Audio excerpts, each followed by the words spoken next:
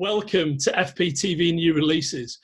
This is, you won't know this watching this at home, but this is a special, very early morning edition, which is why my colleague Laura Dodd, a Forbidden Planet's head book buyer, is wearing her PJs, and I, Andrew Sumner, am wearing my robe.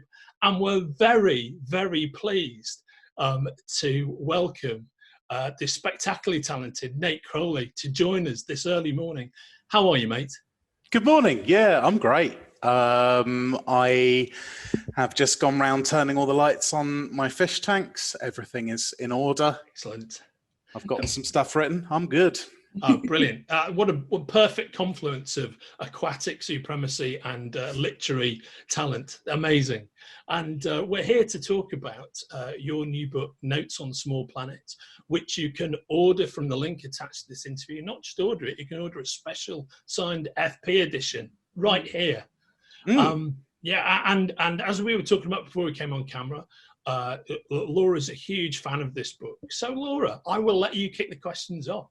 I certainly will. So yeah, it's an absolutely stunning book. Where did the original idea come from? So this is an odd answer, but bear with me. It was a LARP. So back when we went outside in large gatherings, I used to NPC for a LARP system called Empire, which is one of the big ones in the UK. And I wasn't particularly interested in playing as a character, but I really like being an NPC because you get to wear weird prosthetics and just walk out into a tent city full of 2,000 people and really freak them out, looking like some sort of demon elephant and setting them riddles or whatever. It's great. But as an NPC, I spend a lot of time observing people. And, you know, the amount of effort that has gone into creating a whole world that just exists for 4 weekends a year is staggering.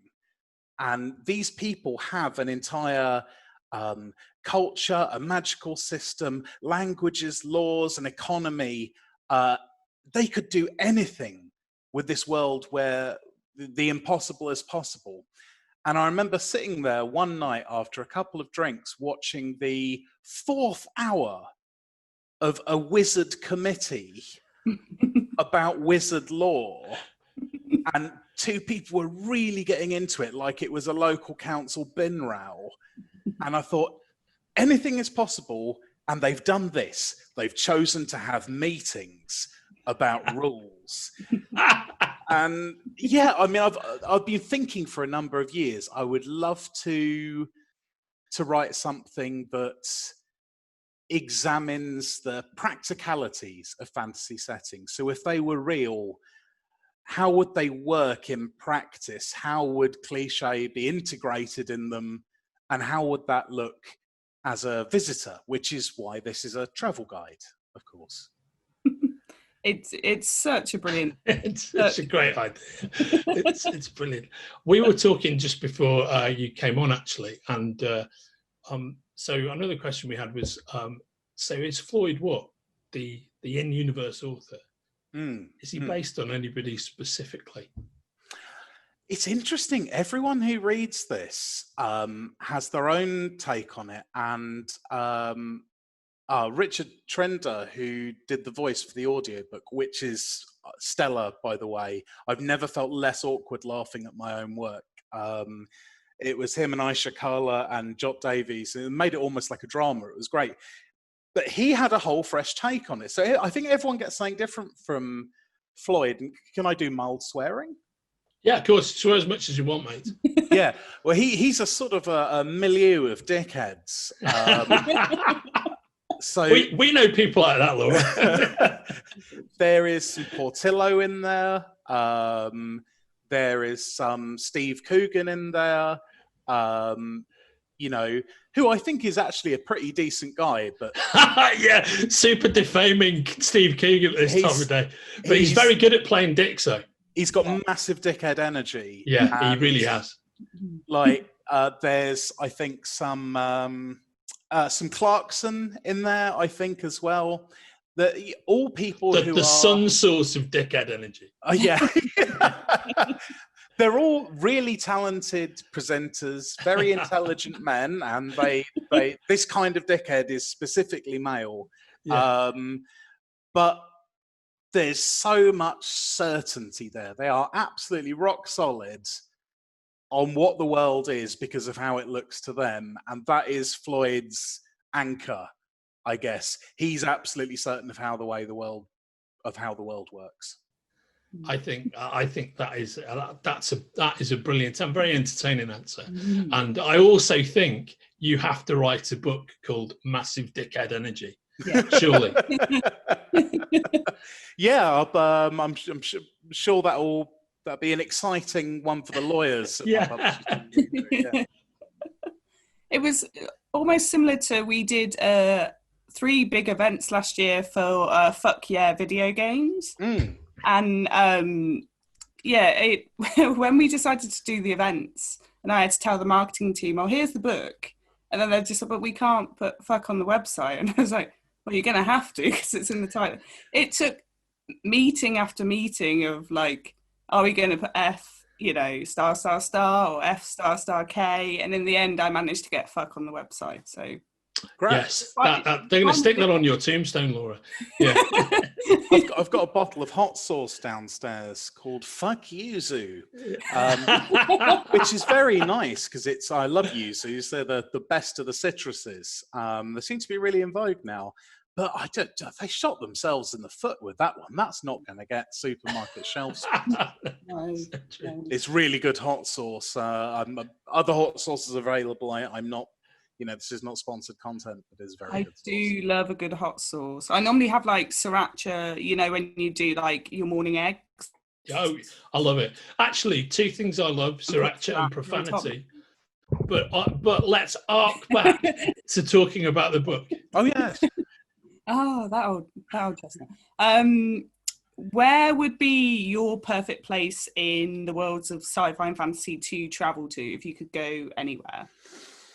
So the ones in the book, or looking more broadly?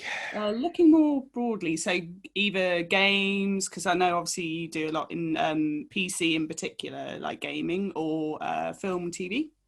Oh, that is well rough. I think I would want to visit Baslag, which is the setting for China Mayville's big fat trilogy of books, Perdido, Street Station, The Scar, and Iron Council, which I maintain is the best weird fantasy Marxist Western ever written. It is... I am lost for words at the man's imagination. He's a huge influence of mine. He is so inventive. It is work that is almost entirely expositional tangents. And were he anything other than razor sharp with it, it would all end up on the cutting room floor. Probably 70% of his books by mass are expositional, but it is all just gold, and it makes for an incredibly rich setting. I'd probably die in moments, skewered by a man with a massive iron snail grafted to his body instead of a head, or like slaughtered by a cactus man. But I would see some fascinating things before I expired. Yeah, definitely. And apparently this has been going on for a few years. China is working on his version of the Communist Manifesto. I read about that. Which would be exquisite. It's going to be great. He's a bright bloke.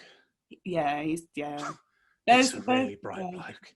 There's certain authors, I think, when you meet them, you're just so intimidated by their brilliance. And he was one of them that was just like, I'm going to sound stupid, whatever I say to you right now. So I'm just going to... And he's so hench as well. The guy is massive. He is. Yeah, he works out. He lifts bro. So yeah, he definitely... Oh, China. Yeah, good guy. But yeah, it's exquisite fiction. Andrew, I don't know if you've ever read any China Miéville, but Definitely. No, I'm super aware, but I've never actually read any. But based upon this recommendation, that's exactly what I'm going to do. Just the confluence of intellect and muscularity is appealing to me. That's it. It's a brain and brawn, and a lot of love that. marks. Yeah. Yeah. He'd be perfect for like a questing party because he's best of both. So yeah. I do suspect, in fact, he's probably admitted on record that Baslag was totally a D&D setting at some point. Yeah. So he knows the territory, yeah. The one I found out the other day, which is really exciting, when we were interviewing Garth Nix, is someone did a D&D for Sabriel and stuff and made the whole world into a D&D like thing. So I was just like, oh my God, and like having the 7 bells and if someone does an RPG of one of my settings, I'll be the happiest bunny there is. Everyone. Please, yeah. I always think when people start to create their own work based on your ideas, like whether it's fan fiction or whatever, I've had some fan fiction based on my 40k work, which is a huge milestone for me. But yeah, if someone does an RPG based on one of my settings, I love it. I mean, you wrote 100 best video games that never existed, right? So if you had to do what Laura loves the term elevator pitch, from our friends in the media, if you had to do either one of those for either say Goth Soccer or Beastenders, how would it go? Oh, so Beastenders, it is something from the golden days of 16-bit gaming, where games sold well enough to have big budgets, but not, games companies weren't so used to being huge that everything was designed by committee. So really terrible ideas made it to staggering budgets. And Beastenders is what if someone greenlit a top-down sci-fi horror game based on EastEnders, which is Phil and Grant just bludgeoning their way through a sewer full of scorpions with Doc Cotton's face with a claw hammer and a bicycle chain. And if you wouldn't spend £34.99 on it based on that alone, then I don't know what's left in your soul. So true. Who wouldn't spend millions developing that game? Not I, for one. That sounds fantastic. You had me at Doc Cotton's face. And Goth Soccer is 1990s Goth Soccer, which is, if you've ever, maybe you have to be of the right age, but being a teenager in the late 90s and early 2000s, wandering around Camden was a thing you did in London at a weekend. Yeah, right. And there was a specific sort of moment in time where 1990s commercial goth was such a pure aesthetic. And what if you designed a football game based on that? Yes. I love it, mate. That's brilliant. Hey, we're sprinting towards the end of this interview session. I know that Laura is bristling with more questions than we've had time to ask. So, Laura, I think you've got time for 2 more, mate. Yes, yeah. So, what for you makes a successful parody? Not sticking too closely to the source material. It's very easy to create character names that rhyme with the real ones and stuff, but I'd rather take the themes that are addressed and really rip it out of them, because you can construct quite direct, scathing criticisms of things without ever referring to them directly. Mm-hmm. Yeah, that definitely makes sense, and it's very hard to do, but it's something that you do extremely well. So, yeah, thank you for your your amazing. Anyone out there is annoyed with Hogwarts at the moment and that whole business, you will enjoy Chapter 7 of Notes from Small Planets. It's a beasting. For the last question, so you mentioned before about writing for Black Library. So are you a Sigma 30k or 40k fan? 40k all the way. I've been into it since I was like 9, and honestly, I throw myself into that so hard. I've got like Guy worked out last week. I got 250,000 words coming out with them next year, which has all been filed now, and it's just like it's that is a childhood dream come true, and that setting allows for a lot more nuance than people realize. It's great fun to work in. Yes, yeah. I mean, it's huge. I didn't realize how huge Black Library was until I started at Forbidden Planet, and I've been there nearly 3 years now, and you finally start getting your head around it after 3 years. You're just like, oh yeah, this makes sense. They're an incredible outfit. They're so professional as well. Yes. Right. Yeah, they know exactly what they do. I even asked Dan Abnett to explain it to me once. And then he was just, after 20 minutes, he kind of went, and I was like, I think I get it. Yeah, good luck. Good luck. So, yeah.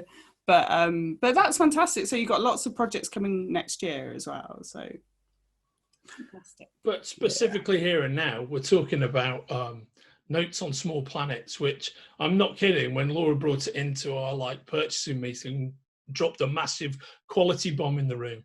So, mate, thanks so much for writing it, and thanks for doing those signed editions for us, which you can buy from the links attached to this video.